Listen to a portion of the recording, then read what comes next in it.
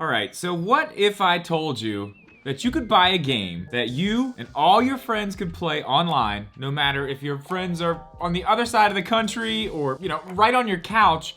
You could buy one copy of the game, everybody can play. You buy a copy, and all your friends have to do is just type in a code. That's it. Or what if I also told you that that game is only $10? And there's actually even more good news with this. The game, it's actually really fun to play. What's up, guys? Welcome back, or welcome in for the first time. If you are new here, do me a favor. Jump down in the description, click the link over to my Twitch. We actually played this game over there live the other night. We gave away like $50 worth of eShop gift cards to the winners. It was a really good time. So if you want to join us for the next time we do something like that, like I said, links down below. We'll see you over there. Okay, so you're probably wondering, what game is he talking about? I'm talking about Papa's Quiz. Now, what it is basically a trivia game that you can play with all your friends. As I said, they don't have to even buy it. You buy one copy of it, everybody can play no matter where they are. And I do have to let you guys know, they are the sponsor of this video. Although they have not seen this video before it goes live, they have had no input in anything that I'm saying in this video. All these opinions are my own. Okay, so really quickly, let me just tell you how this all works. So what you do when you get the game is when you fire it up, there's going to be a little QR code that either somebody can scan from their phone, or you can just go to the website that's right here and then type that code in, and then your friends can either play on the Switch with you, or they can play for free from their phones. We had a full couch Thursday when I was streaming this game, and we really did have a great time. And as I said, it's that simple. You type in the code on the website and you're in. So once you actually are in the game, the first thing you're gonna do is customize your character, which is actually very interesting. The characters are very strange looking, that's for sure, but you can make them even more strange looking by changing their hats, their hair, their eyes, their face. I just turned my guy completely into a hot dog. I thought that was the best way to go. You can also change the name of your character. You can't put just any name in there. You can't put like whatever your name is, that can't be the name. They have preset names, and there's two different lists of names. So the first one is gonna be obviously the first name, second list, second name, but you can get some pretty interesting combinations. Yeah, the chat definitely had some fun with that. Maybe a little too much fun. So after everybody's picked their name, they've got their character looking the way they want, you go in, they introduce everybody on the couch, which I thought was pretty cool. But after that, then you get to pick your category for the first round, and this is where things get pretty interesting. So there are a ton of different categories in this game. A ton. And they are for everything from, specific TV shows to US history. I mean, literally anything you can think of, it's probably a category in this game. There are a ton. I didn't see one duplicate the entire time we played, and I didn't see one duplicate from when I played by myself to check out the game earlier, which in a game like this is pretty big. So what happens is when you get to that screen, there's gonna be 4 possible categories that you can pick from. There's one little mouse cursor on the screen, but the catch is everybody playing has control of it. So you're pretty much in a tug of war battle to see which category you're gonna pick. So some people are pulling this way, some people are pulling that way, this way. Eventually it'll land on one for long enough for the little thing to spin, and that will be the category. That was really fun. I thought that was actually one of the most entertaining parts, other than the actual game itself. I thought that was really good. We actually did end up having some really heated battles on some of them. Some of them you could tell everybody wanted to go to the same category, because as soon as it came up, the little cursor just went straight to it. There is also one category, I think in each time you play of the 4, there's a junior category. I believe that is for children. So if you are playing with younger kids who may not know some of these questions, you can go to the junior category, and I'm pretty sure the questions there are a little easier and probably gonna be more their speed. So as far as the rounds go, each round is a different style. The first one will be a multiple choice question. The second round is a picture, but only little pieces of it come up at a time. A few other different, really cool ways to play, but what you're really doing through all of these rounds is trying to get as many points as you can for the last round. And we'll get back to that in a second. I do kind of want to go over how you get these points and what makes this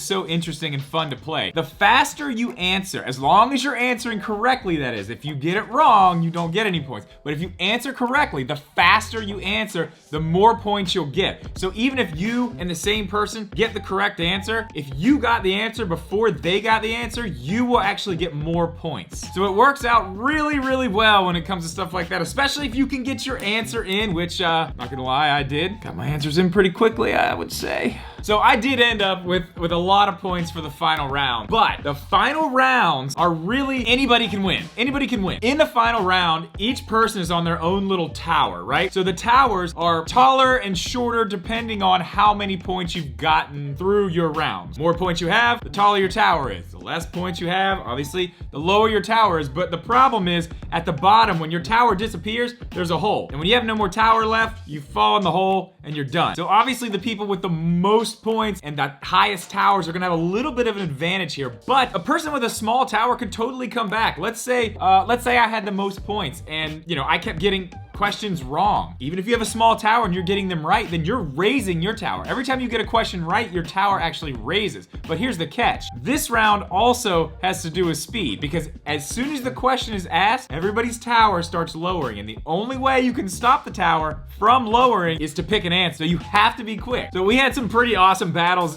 in the final rounds too, which were really fun to be involved in, and honestly, they were pretty fun to just watch in general. I think our chat had a great time watching, even the ones that weren't playing. Seemed like everybody had a really, really good time. Now, there are two different versions of the game that you can play. You can play the quick mode and the regular mode. Now, the quick mode is gonna have all the little cutscenes between rounds taken out, all the little stuff like that. It's all taken out. So you're just question, round after round after round, getting it done really quick. Now, the normal mode, that is where you're gonna find some very interesting dialogue, some very interesting dancing. Yeah, there's dancing in this game. After every round, either the winner or the loser, depending on who they pick, gets to stand up and then pick their own dance from a menu and do it forever. It's pretty funny, actually. It's actually really funny. We had a lot of fun with that part too. Now, there is an option in the menu as well to kick players. If you need to kick somebody out, you can do that. For most people's situation, I wouldn't really see a reason that they would need it. I actually did need to kick somebody out because they were taking way too long in the customization menu. We had everybody waiting there and they were just sitting there playing with the name, going back and forth, making it say something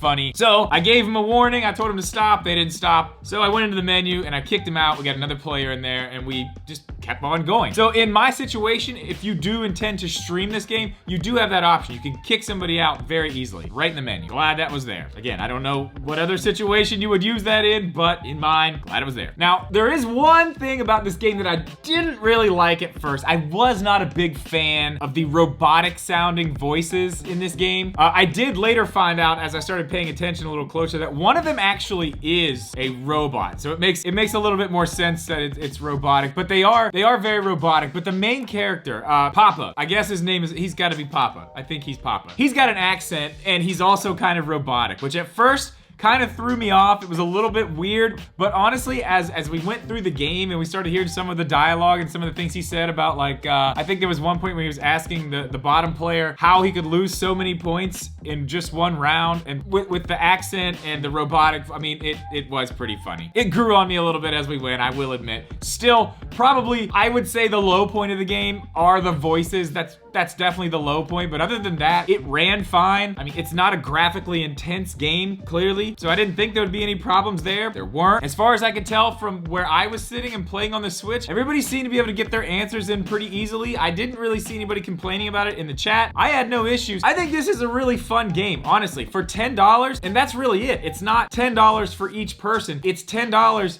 and everyone can play. You don't have to have any more controllers. You don't have to have any more Switch units if you don't want them. Then again, you can also play on a Switch. If you really do like the game, maybe you've been playing with somebody on your cell phone, you can get the game for $9.99 too on your Switch, still join in those same games. This game really was a lot of fun. I do recommend it. We are probably gonna be playing this game again very, very soon on stream. It was a big hit with my chat. Honestly, it was a big hit with me. I had a lot of fun. We tried a different game like this that was in, it was kind of built into my OBS situation, which worked pretty well, but I had to read the questions, and I don't like reading the questions. You know, when Papa reads the questions, it takes all the pressure off me. I don't have to be the game show host anymore. I actually can play this game with the chat. Now, whether they want that or not, that may be a whole nother story, because I did wipe the floor with them a few times. I'm not gonna lie. I was pretty good at the game. But guys, that's gonna do it for this one. Let me know down in the comments what you think about this game. Are you gonna try this out? If you do decide to try this out, make sure you keep an eye on my Twitch channel. We will be playing this again over there, so you definitely need to come join us. But as I said, guys, that's gonna do it for this one. As always, thank you so much for watching this video. Please leave a like, make sure you are subscribed, We'll see you in the next one.